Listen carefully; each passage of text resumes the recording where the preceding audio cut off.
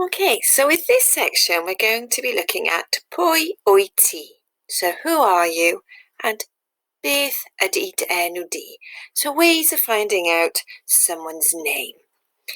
Now we tend to use pwy wyt ti with the earlier years, so up to the age of 7, so in the foundation phase. And then in Key Stage 2 onwards, we tend to use beth ydy dy enw di.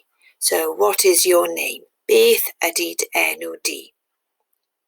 Now, pwy wyt ti, as you can see, we have a response there for Gwen ydw i. Gwen ydw i.